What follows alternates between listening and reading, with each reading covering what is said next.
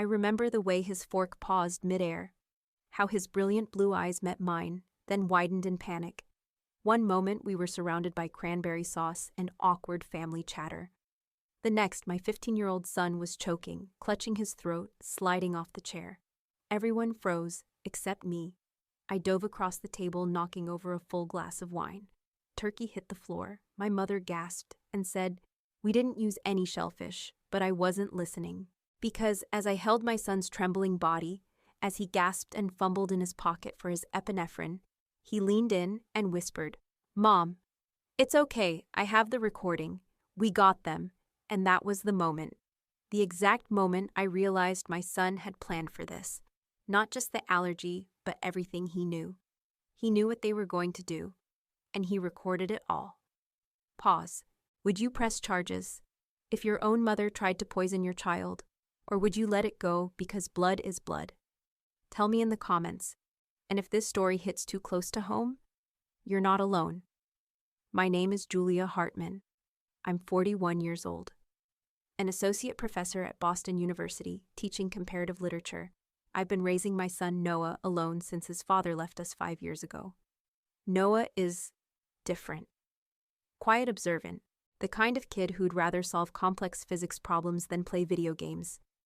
He's 15 now and already preparing for the National Math Olympiad, youngest competitor in the state. Sometimes I look at him and wonder where all that brilliance comes from. Certainly not from my side of the family. Because when it comes to my mother, Margaret, and my younger sister Vanessa, let's just say we don't speak the same language. I remember the call that morning. Thanksgiving's next week. You and Noah will be coming. Of course, it wasn't a question. It never was with my mother. She lived in an immaculate colonial home, just outside Boston, a place that felt more like a showroom than a home. Everything in her world was curated, controlled. Vanessa and Bella will be there. Bella just had a solo in her recital. You should come see it, Bella. My 12-year-old niece, ordinary in every way, but in my mother's eyes. She was a star. And Noah, well, Noah was always too quiet, too serious, too odd. I bit my tongue, I always do. Because arguing with Margaret Hartman is like arguing with a brick wall wearing pearls. After we hung up, I found Noah in the living room, hunched over a notebook running formulas on a science experiment. "Hey," I said, placing a hand on his shoulder. His long bangs shifted slightly as he turned toward me. Eyes the exact shade of his father's grandma wants us over for Thanksgiving. He didn't say anything, just blinked. "You'll get to see Bella again," he let out a small sigh, then quietly. Okay, there was a pause. Then he added, "Did you remind her about the allergy I did?" I said, "I always do." Noah is allergic to shellfish. Not the kind of allergy that sends you into anaphylaxis in minutes, but enough to make him violently sick. Hives, throat tightness, trouble breathing. It's manageable, but dangerous if ignored. And my mother, she has a habit of forgetting things that don't serve her image. I remember thinking, maybe this year will be different. Maybe if we showed up, brought good food, smiled enough, she'd finally see Noah the way I do. I wanted to believe that I wanted it for him.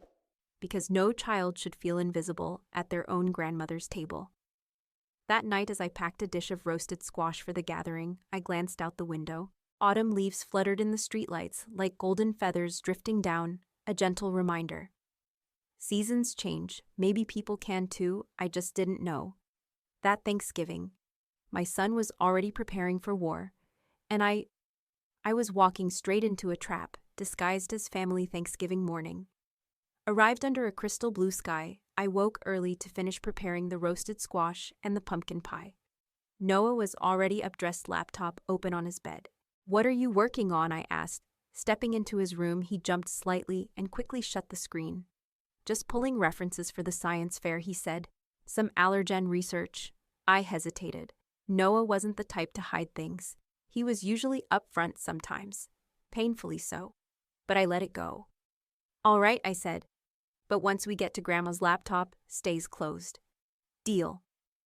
He nodded, then added almost too casually, "Can I bring my phone?" "Sure," I said, "as long as you're polite at the table."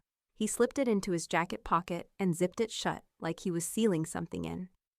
We drove in silence for a while, the orange and gold trees arching over the road like a tunnel of fire. Halfway there, Noah spoke. Mom, hypothetically, if someone was trying to hurt someone else but there wasn't enough proof, what would happen? I blinked. Excuse me, just in general, he said, staring out the window. Legally, you need evidence, right? My hands tightened on the wheel. Yes, I said. But Noah, why are you asking me that? It's just something from ethics class, he replied. Nothing big, but something about the way he said it, it wasn't nothing. When we arrived, my mother opened the door with that polished smile she'd perfected over decades. Cashmere sweater, lipstick, too perfect. Eyes that scanned us with quick judgment. Finally, she said as if we were late. Vanessa and Bella were already inside. Vanessa in her tailored cream coat, Bella tapping away on a tablet. Julia, Vanessa said, her voice sticky sweet. You look tired. I've been working late, I said. Brushing past her, Noah, my mother cut in, her tone changing. Still into those strange books and projects he's preparing for the National Math Olympiad, I said firmly. Top in his grade. Margaret gave a tight-lipped smile. But does he have any friends? Noah looked down at his shoes. I opened my mouth to respond but stopped myself. Vanessa leaned in. Bella's taking ballet and coding this year. Very well-rounded, you know. I didn't reply. Margaret turned to Noah with false enthusiasm. I've prepared something special just for you, chicken. No shellfish at all. I wanted to believe her. But something in her eyes didn't sit right. When the three of us women went into the kitchen to finish setting the table, Noah stayed behind. So did Bella, though she hardly looked up from her screen. Noah, however, quietly crept to the hallway and slipped his phone just inside the crack of the kitchen door. What he recorded I wouldn't know until it was almost too late. Because just behind that door, my mother was whispering. Just a small amount of extract. He won't die. Just a reaction. Let him feel weak for once. And Vanessa replied, Are you sure? What if it goes too far? Margaret's voice was ice. It's time Julia stops pretending that boy is special. When I returned to the living room, Noah was back in his seat, phone tucked neatly into his pocket. He looked calm, but I saw it. The tightness in his jaw. The cold logic in his eyes. He wasn't scared. He was planning something. And for the first time in years, I didn't recognize my own son. Dinner was elaborate. My mother always put on a show. The table looked like it belonged in a magazine candlelight, bouncing off fine china autumn wreaths laid out in precise symmetry. Every plate was pre-assigned. Ours at the far end as usual. I sat across from my son. He was quiet, too quiet. One hand in his lap, the other resting near his glass of water. Let's be thankful we can all eat together, my mother said, raising her wine glass. She didn't look at me or at Noah. To family, she added as if the word meant anything here. We clinked glasses. Noah didn't drink, neither did I. Then came the plates, turkey cranberry sauce, stuffing mashed potatoes, and a small separate dish for Noah. Roast chicken garnished with rosemary. Margaret's voice sang out, Special for you, sweetheart. No shellfish at all. Noah glanced at me. His face unreadable. You okay? I asked softly. He nodded, but I saw the way his hand gripped his phone under the table. He picked up his fork, cut a small piece, sniffed it. Then slowly he ate it. One bite, two chews. Then a cough, soft at first, then another, then violent. His eyes went wide. He grabbed his throat. Noah, I was out of my seat in an instant. His face turned bright red. Beads of sweat burst across his forehead. My mother stood, hand over her mouth. Vanessa gasped. Bella stared frozen. I don't understand, Margaret exclaimed. There was no shellfish. But Noah couldn't hear her. He fumbled into his pocket, pulled out the EpiPen I'd made sure he always carried. His hands trembled. I helped him jab it into his thigh. He winced, then collapsed forward into me. It's okay, baby, I whispered. It's okay, I've got you. He leaned into my ear. Mom, he choked, barely audible. I recorded it. I've got them. It worked. Then he passed out. I froze. I didn't even hear the sirens until they were just outside the door.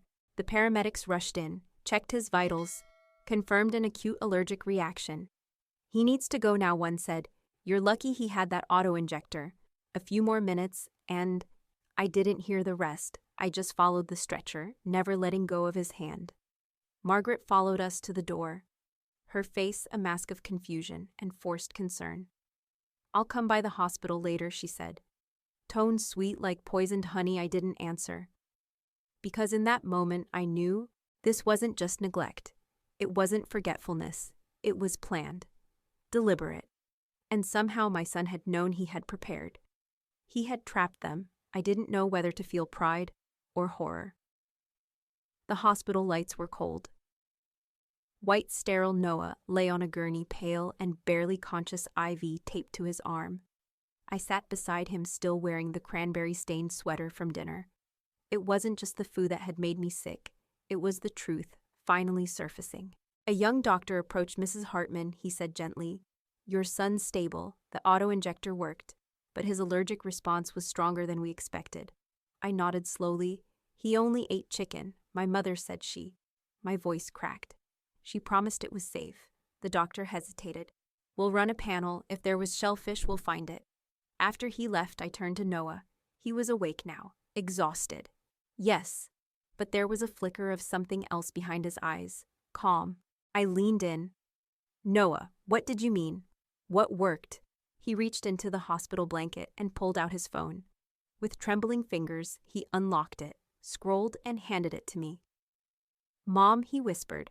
I recorded everything. My hands shook as I tapped play. There it was, clear as day, Margaret's voice, just a touch of shellfish extract. Enough for a reaction. He needs to learn weakness. Then Vanessa. What if it's too much? Margaret again. He'll be fine. This is about control. I'm tired of her acting like she's better than us. My stomach dropped. Noah, you knew, I asked, eyes wide with disbelief. He nodded faintly. 2 weeks ago, I left my notebook at Grandma's. When I came back, I heard them talking planning. I didn't know if they'd actually do it, but I needed proof. You ate it, Noah. I took antihistamines before I thought it would be enough.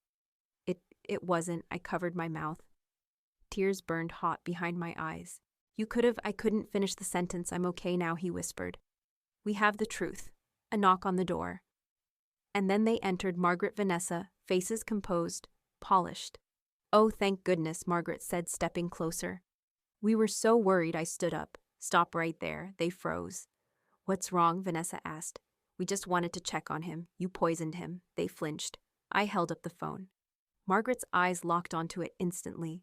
Vanessa paled. I recorded it, I said quietly. Everything. I pressed play. The room filled with their voices, their plan. Vanessa collapsed into the chair behind her. We didn't mean to hurt him, she whispered. Just a little reaction. That's all Mom said. It wasn't supposed to be serious. He has a medical condition, I snapped. You could have killed him. Noah shifted in bed, slowly sitting upright. I heard them, he said. 2 weeks ago, Grandma said she wanted to put us in our place. Aunt Vanessa said I was too perfect. Margaret stiffened. I turned to her. What kind of mother does this to her grandson? Margaret's mask slipped. She straightened her spine, lifted her chin. You always thought you were better than us, Julia.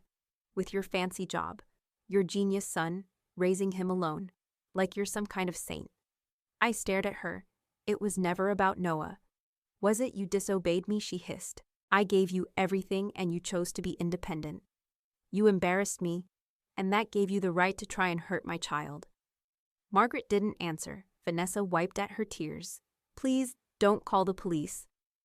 I'll do anything. I didn't mean for this. I turned to the nurse's button, pressed it. A nurse entered. Yes, please call security, I said calmly. And the police. Right away, Margaret gasped. You would send your own mother to jail. I turned to Noah. He met my gaze, and I knew there was no going back. You're not my mother anymore, I said quietly. Not after this. Margaret stood, frozen lips, parted but no words coming out. Vanessa looked at the floor, face, pale, hands shaking in her lap. Noah leaned forward from the hospital bed, his voice quiet but clear. Why, he asked. Margaret turned to him. Her grandson. And for one fleeting second, I saw hesitation in her eyes. Then she said it. Because you needed to be humbled. I stopped breathing. You walk into my house, she continued, with your nose in the air, your grades, your attitude. You and your mother always acting like the world revolves around you. Noah stared at her. He didn't flinch, didn't blink. You tried to poison me, he said. Margaret's voice rose. It wasn't poison, it was a lesson, Vanessa spoke up, her voice cracking. I didn't want to go through with it, she whispered. She pressured me, said if I didn't help, she'd cut me off. Said Bella would suffer. I turned to her. You still did it, tears spilled down her cheeks. I know, the nurse returned, 2 security officers behind her. Everything all right? One of them asked. I nodded. They're leaving now. And the police have been called? Margaret stepped back, her control unraveling. You think they'll believe this? She snapped. You think I'll go to prison over a misunderstanding? I'm respected. I run charity events. I'm a pillar of the community. I held up the phone again. Your voice says otherwise. Vanessa stood slowly. I'll testify. She said I'll tell them everything. Margaret's eyes shot toward her daughter, furious. You traitor. No, Vanessa said, shaking. I'm done lying for you, Margaret scoffed. Then for the first time in my life, she looked small, powerless. The police arrived minutes later. I handed over the recording. Vanessa confirmed what was said and done. Margaret was handcuffed right there in the hallway, still insisting. It was just a reaction, just discomfort. He wasn't supposed to collapse. The officers didn't care. As they led her away, she turned to me. You'll regret this. I didn't answer because I wouldn't.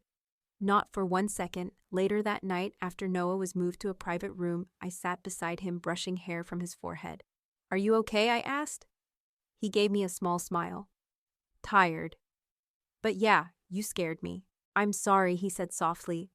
I didn't know it would be that bad. I thought the antihistamines would stop it. You're 15. Noah, you shouldn't have to go through something like this to prove what they are. I know, he whispered. But now we're free, right?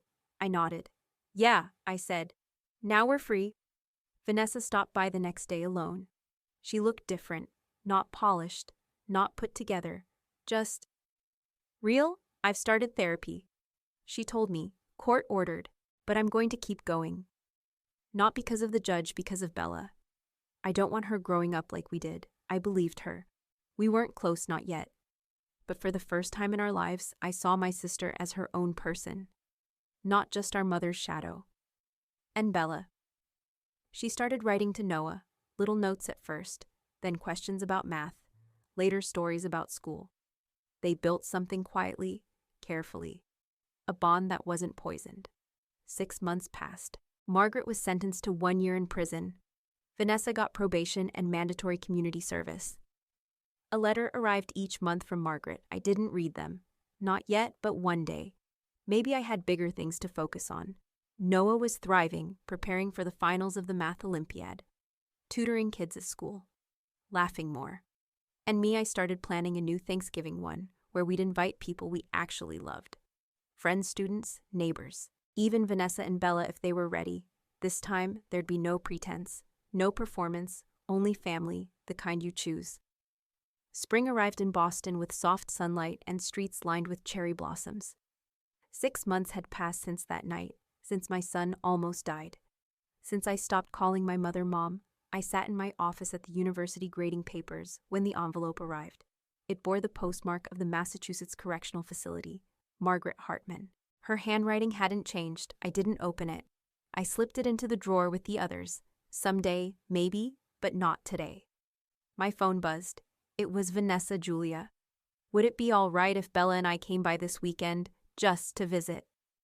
No pressure. Her voice was softer now. Humble, stripped of the defensiveness she used to carry like armor. I paused, then answered. Yes. Noah and Bella had been writing to each other for months now. I knew their connection was growing, honest, cautious, but real. After work, I drove home. Noah was at the kitchen table, laughing with 2 of his friends as they prepped for the Olympiad. His face lit up in a way I hadn't seen in years. Hey, Mom, he said brightly. And just like that, all the darkness from that November evening faded. That night, I opened my planner, drew a small turkey icon on the next Thanksgiving date, wrote invite the people who matter. Noah peeked over my shoulder. Planning something, he asked. A real Thanksgiving this time, I said, with real family. He smiled and placed a hand on my shoulder. It'll be perfect, Mom, because this time we get to choose. I looked at my son, the boy they tried to break, and realized he had grown stronger than all of them. The truth, blood doesn't define family. Loyalty does, love does, protection does.